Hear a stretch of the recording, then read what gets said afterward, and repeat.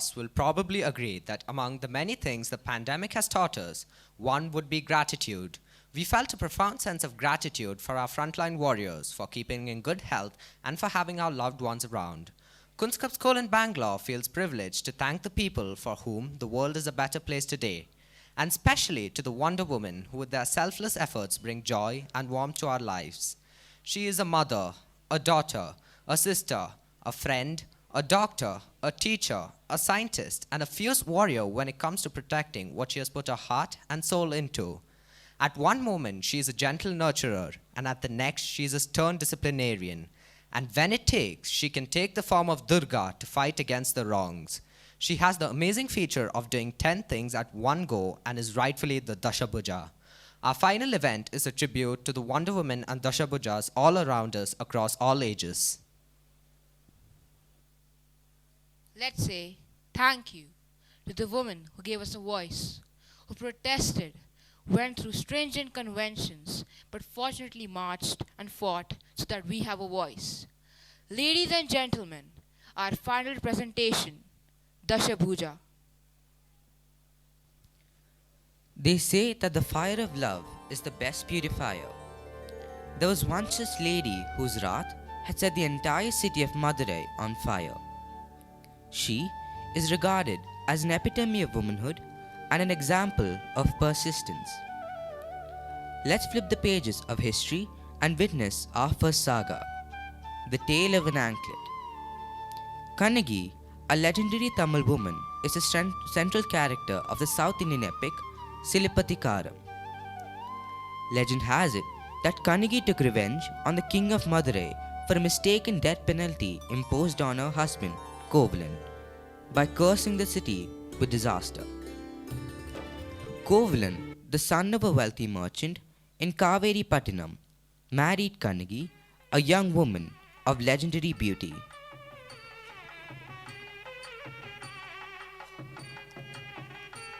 They lived together happily in the city of Kaveri Pattinam until Kovalan got into bad company.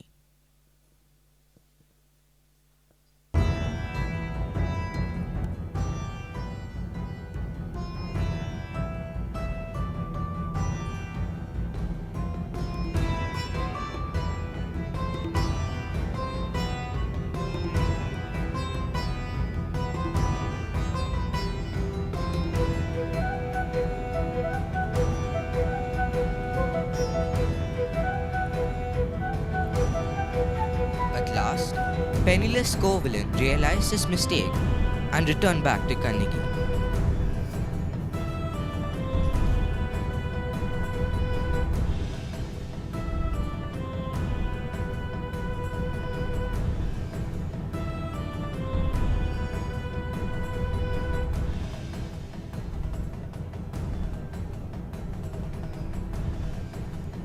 Their only asset was a precious pair of anklets filled with gems, which she gave to him willingly. With these as their capital, they went to the city of Madurai, where Kovalan hoped to recoup his fortunes by trade.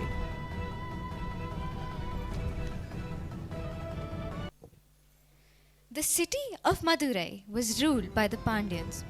Kovalan's objective was to sell the anklets in this kingdom so that he and his wife would be able to start their lives over. Unfortunately, around the same time he set out to sell the anklets, one anklet was stolen from the queen by a greedy court member. This anklet looked very similar to Kannagi's. The only difference was that Kannagi's were filled with rubies and the queen's filled with pearls. But this was not a visible fact. To sell the anklet, the goldsmith mistook it for the queen's anklet, and Kovalan was accused of having stolen the anklet.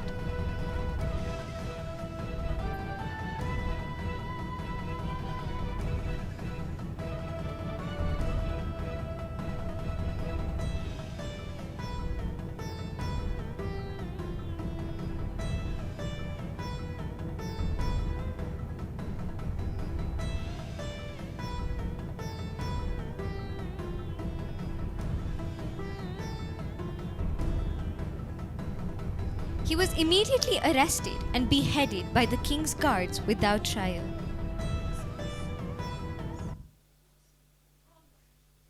When Kanagi was informed of this, she became furious and set out to prove her husband's innocence to the king.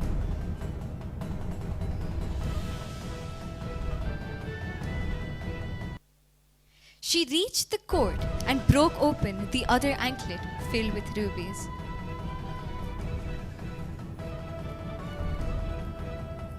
The king realized his mistake, but Kanagi's heart was burning with grief and anger, and by the use of her mental faculties, she put the entire city of Madurai on fire.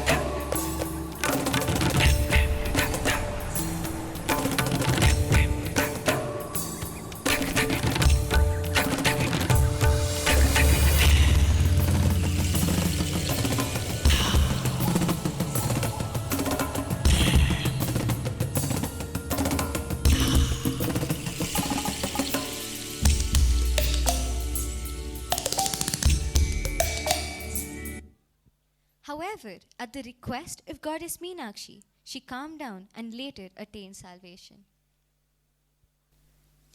The fort of Chittadurga is locally known as Elu Suttina Kote, the fort of seven circles. During the 18th century, the town was ruled by Nayakas. The Chittadurga kingdom lay between two powerful kingdoms of Maharashtra and Mysore. It was during the rule of the last Nayaka ruler, Madakari Nayaka IV, when Hyder Ali of Mysore decided to attack the fort.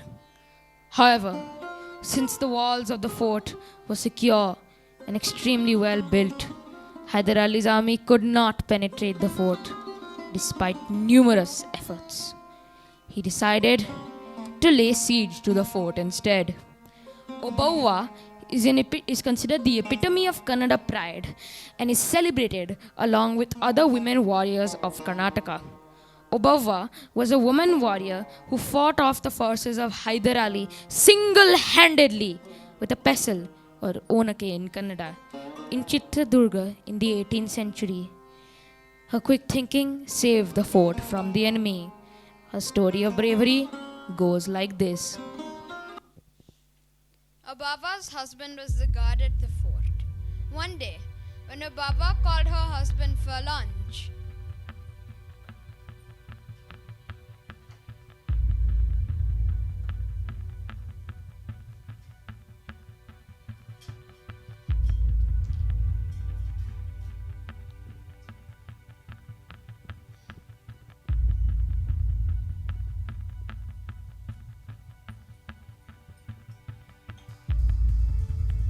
she realized that there was no drinking water left. As she hurried towards the pond to get water, she noticed a soldier entering through the crevice.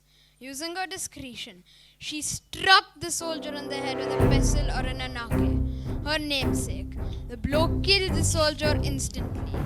She understood there were more soldiers coming, so she stood guarding the crevice and killed the other soldiers one by one.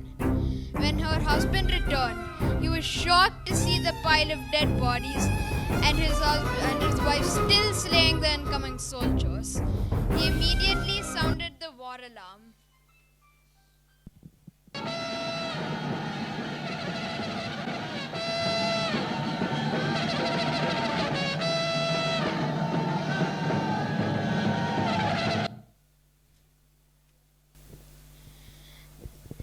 Obava's quick thinking and bravery made her rise to the occasion. Instead of panicking and running for help, she took the lead and confronted the invading soldiers.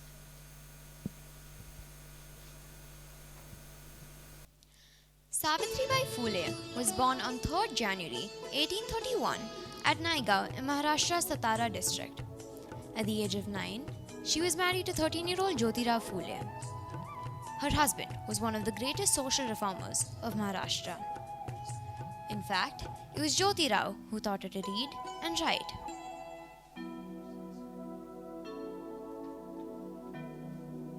He encouraged her to gain knowledge by reading books, which opened a plethora of opportunities to explore and widened her horizons. Savitri was a quick learner.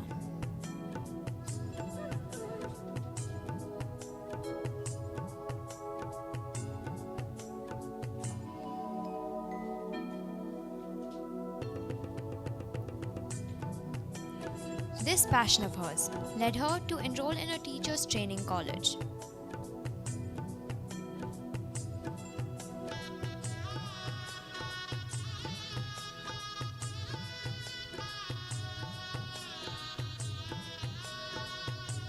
On graduating with flying colors, she now aimed to achieve her dreams of setting up a society with schools for girls. This led her to envision a society where there was no discrimination and everyone had the right to education, irrespective of their gender.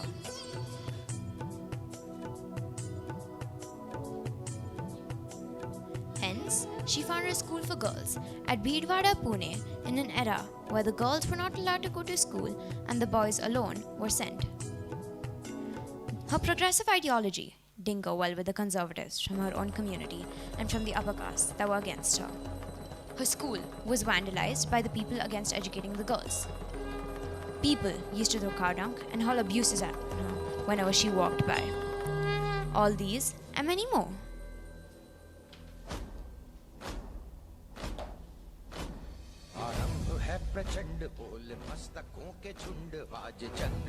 People used to throw cow dung and hurl abuses on her whenever she walked by.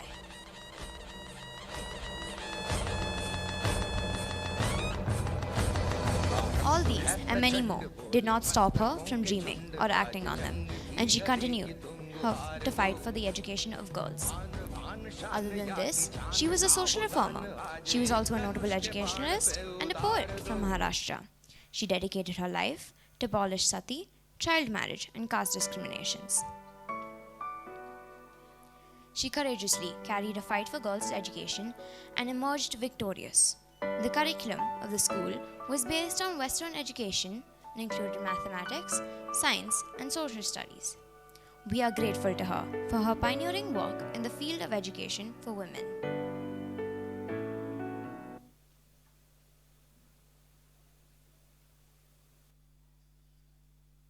They say that behind almost every successful woman, there's an open-minded father who trusted her and not the society. This could not have been more apt than in the life of Dr. Kadambini Ganguly, who was the first female doctor of India. She was born to an emancipated father and headmaster, Braj Kishore Bose, who was also an ardent follower of the Brahmo Samaj ideals.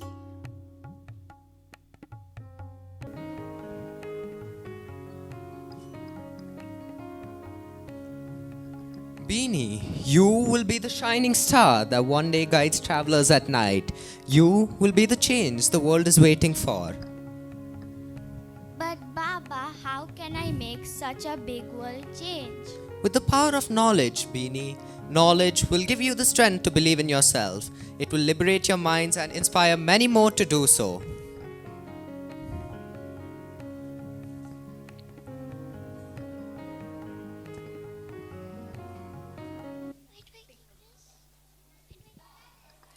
Her father's words stayed with her, and at a time when women were barred to even walk out of their households, Kadambini toiled and cracked her way through the entrance examination at Calcutta Medical College and was flatly refused a seat on grounds of her being a woman.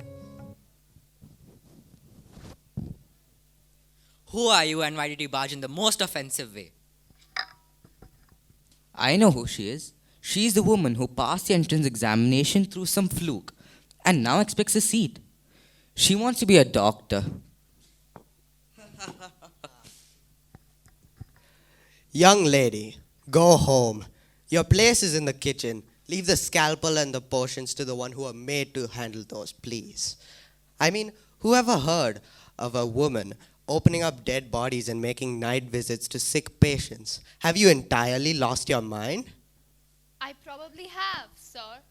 History has been a witness that whenever a woman thinks ahead of her times or tries to be liberated, society either burns the woman as a witch or outcasts her to the grounds of insanity. Why should it be any different now? We teach girls that they can have ambition, but not too much. To be successful, but not too successful. Else, they'll threaten men. But my father has not taught me to give up. Tell me, O wise men, you are all progressive thinkers present here. You want our country to be freed of ill practices like sati pratha and child marriage. How do you expect to establish any of these changes if half of the population is uneducated and downtrodden? We have been told to stay silent for too long. We have been told that we're not enough to parents, to families, to lovers, to organizations, to schools, to our government, to the world. But the truth is, we are more than enough. I request you to review my scores and judge my candidature based upon my academic strength and not upon my gender. Until you decide to do so, I will sit here outside these gates and I will not budge until justice has been served. I rest the matter upon you now. Adamini's powerful speech compelled the university to reconsider its decision and hence paved the way for women to study medicine. Enthusiast.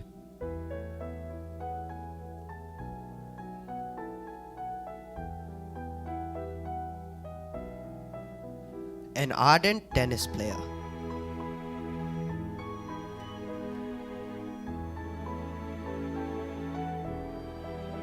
And a woman of strong conviction and values.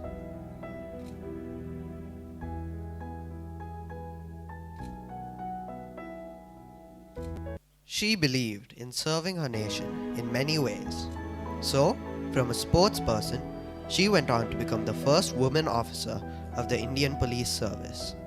Yes, you are right. It is Kiran Bedi. Her accomplishments didn't come easily. She was a warrior in all rights. She was a lone woman in a male-dominated realm. She was a pioneer in bringing about a restorative life for prisoners.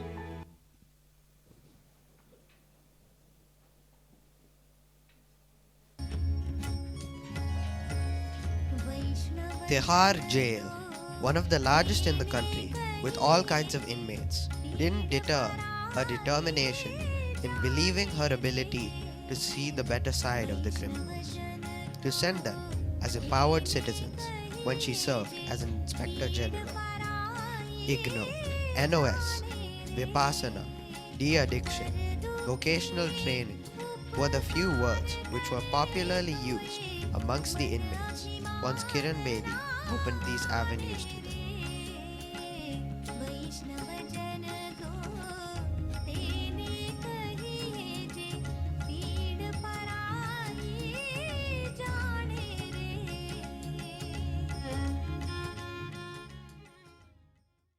Her tryst is still on, and as it was said, one can hate her or love her, but never ignore this warrior.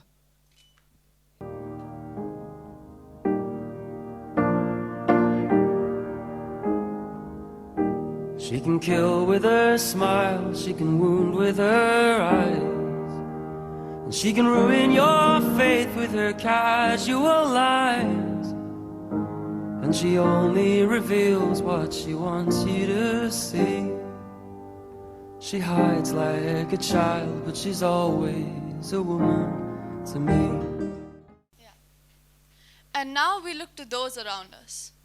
She is a friend, a scientist, a teacher, an entrepreneur, an Air Force pilot, a graffiti artist, a rock star, a mother, and always a fighter.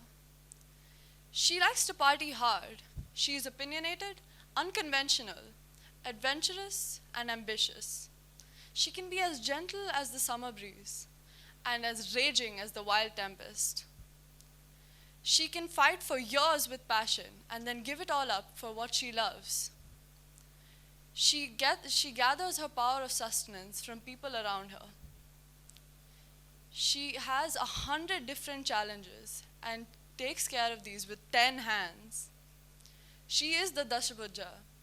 We are all grateful to her for making the world a more interesting place.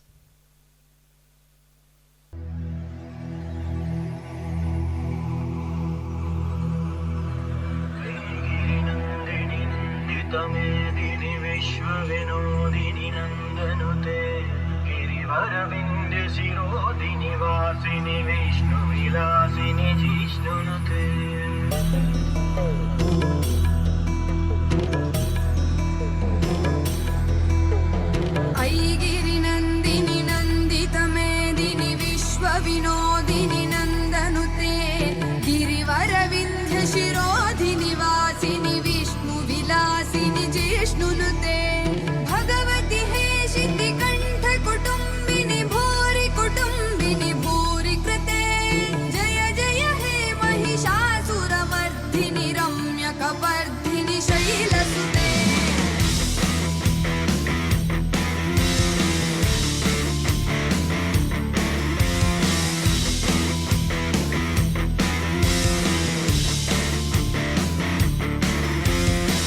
सुरवरवर्षिणि दुर्गरधर्षिणि दुर्मुखमर्षिणि हर्षरते त्रिभुवनपोषिणि शङ्करतोषिणि किल्बिषमोषिणि घोषरते तनुजनिरोषिणि दितिसुतरोषिणि दुर्मदशोषिणि सिन्धुसुते जय जय हे महिषासुरमर्धिनि रम्यकपर्दिनि शैलसुते